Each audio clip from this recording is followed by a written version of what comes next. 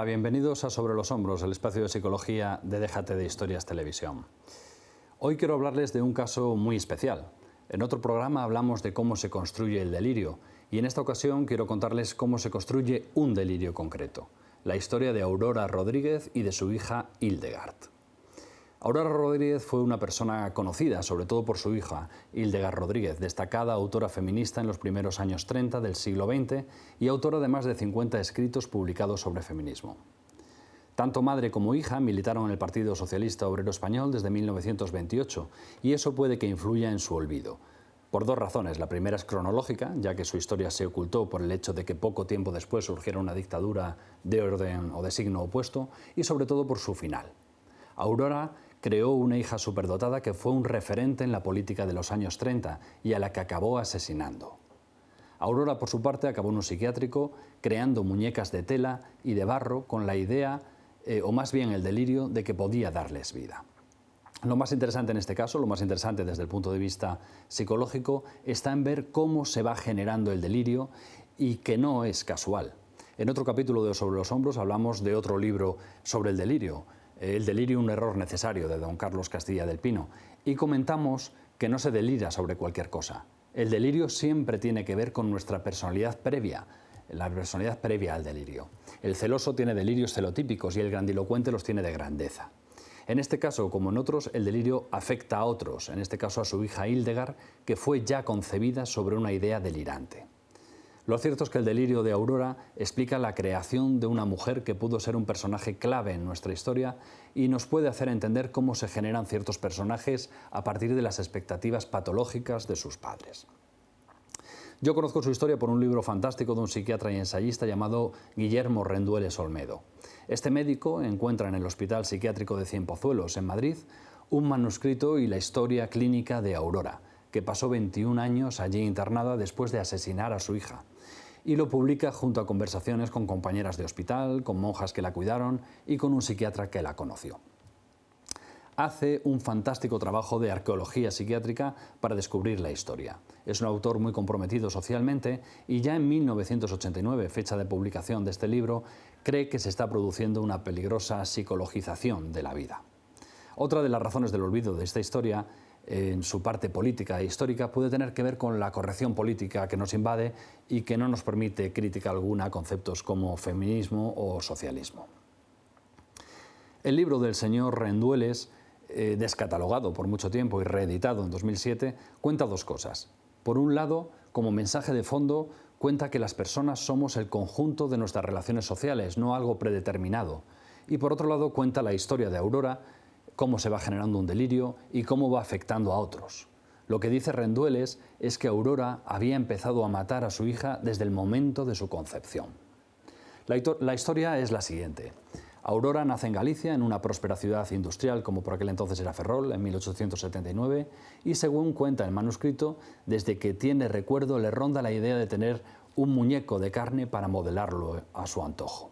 De hecho, cuando Aurora tiene 14 años, nace su sobrino, Pepito Arriola, hijo de su hermana, a la que Aurora odia profundamente. La madre de Pepito, según Aurora, no le hace mucho caso y Aurora se dedica a su formación. Dedica todo su tiempo y el del niño a su formación musical y consigue convertirle en un genio de la época. El Mozart español le llamaban. No paraba de dar conciertos siendo aún un niño y fue apadrinado por la reina de España. Pero cuando empieza a triunfar, con solo 9 años, se lo arrebatan haciendo más fuerte su delirio, ya que confirma su idea de que Pepito Arriola era obra suya. Puede que este sea el punto en que se inicia el delirio coincidiendo con su adolescencia y puede que lo que cuenta respecto a su sobrino sea real solo en parte. Lo cierto es que ella le formó como músico. Al menos así lo cuenta ella, no lo sabemos, pero nos da pistas de cómo se va construyendo su delirio, que consiste básicamente en creerse una enviada, la mujer que cambiará el mundo. Aurora es una mujer disciplinada, trabajadora e inteligentísima, siempre y cuando no se trate de asuntos en los que haya afectos por medio. Su delirio consiste en querer crear una nueva sociedad utópica sin pararse en los medios.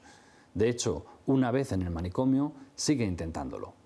Esta idea de Mesías liberador sigue presente hoy y seguirá mientras no aceptemos que el mundo de la realidad se impone al mundo de la fantasía, mientras no aceptemos el fin del pensamiento mágico.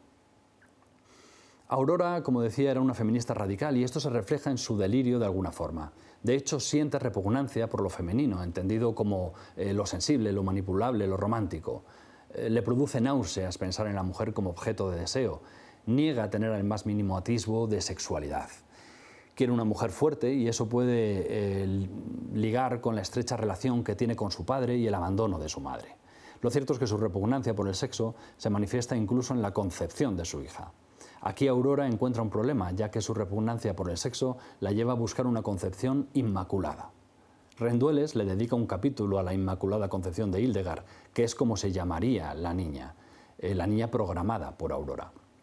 Sí, Hildegard, que en alemán significa jardín de la sabiduría, era el producto delirante de su madre, Aurora. Es un nuevo producto del viejo sueño psicopático del doctor Frankenstein. Su madre la programa desde pequeña para ser la salvadora de la mujer. Esa era su misión en el mundo. Y respecto a su concepción, Aurora necesitaba unos genes aptos, unos genes portadores de inteligencia, pero también necesitaba que nadie la pudiera reclamar y que el padre no se metiera en la educación de su producto, estropeándolo. No era fácil en los últimos años 20 del pasado siglo, pero encontró al candidato perfecto. Los historiadores creen que fue un cura castrense de la Armada. Recordemos que Aurora vivía en el Ferrol y a partir de ahí quedaba que la concepción fuera lo más inmaculada posible. Aurora busca el mínimo contacto físico, ninguna relación afectiva y la exclusión del placer, convirtiéndose en un receptáculo de espermatozoides, como ella misma decía. Después de 3 intentos lo consigue e inmediatamente corta cualquier comunicación con su colaborador. Así lo describe Guillermo Rendueles. Una vez nacida después del experimento con Pepito y conseguido el primer objetivo de Aurora Rodríguez, el segundo paso era centrarse en su educación. Y Aurora desarrolló un programa educativo muy exitoso. Con 22 meses, Hildegard lee correctamente. Con 3 años escribe y toca el piano. Con 4 años es mecanógrafa titulada. Con 14 años ingresa en la universidad y ya había traducido obras del latín. Ingresa a esa edad también en el PSOE y en la UGT, siendo la alumna más brillante de Julián Besteiro, otro insigne ferrolano. Con 18 años, Hildegard Rodríguez es un referente del feminismo en toda Europa. Es la primera mujer que se puede considerar que aporta crítica política. Acaba militando en las filas libertarias y este puede que sea otro motivo para su olvido. Pero su madre no la mata por cuestiones políticas. Su madre la mata porque se aparta de su misión. Aurora instruyó perfectamente a Hildegard, pero no la educó, porque la educación implica que el educado vaya ganando autonomía. Hildegard nunca estuvo sola, ni en el baño. Según algunos historiadores, puede que estuviera un par de horas sola en toda su vida. Aurora mata a su hijo el 9 de junio de 1933 y días antes corta el teléfono y entra en una paranoia persecutoria en la que todo forma parte de un complot. La CIA, los partidos políticos, el gobierno, todo están en sus mentes delirantes contra Aurora y contra su mesiánica misión. Probablemente lo que desencadena todo es que Hildegard se quiere separar de su madre. La mata de 4 disparos y después va a matar al que creía su novio, un diputado del Partido Radical. En su día fue, lógicamente, un suceso muy comentado. Hubo un cortejo fúnebre que salió del Congreso de los Diputados al cementerio civil entre una gran cantidad de público. Pero Aurora es la protagonista de esta historia y después de muerta Hildegard empieza otra guerra. Las dos vertientes de la psiquiatría española del momento se enfrentan en un juicio y por un lado Labora y por otro lado Vallejo Nájera comienzan una pelea científica sobre su responsabilidad. El primero mantiene que es una psicótica, el segundo que es responsable de sus actos. En esta ocasión la política y la ciencia se confunden porque es lo que hoy llamaríamos un juicio mediático. Después de unos años en la cárcel la llevan al psiquiátrico de Cienpozuelos. Aurora no se adapta a la cárcel porque quiere reformarla. Encuentra una nueva misión, otra vez megalomaníaca. Exige que le traten como una mujer superior. Una gran pregunta es si la obra de Hildegard fue propia o fue de la madre, y yo creo que nunca lo sabremos. Los escritos encontrados en el psiquiátrico son muy pobres, algunos poemas dignos, pero no sabemos si es por su deterioro cognitivo o porque la obra de Hildegard era absolutamente propia. Decían que Aurora no tenía sentimientos, que era absolutamente fría con su hija, hasta no haberle dado nunca un beso.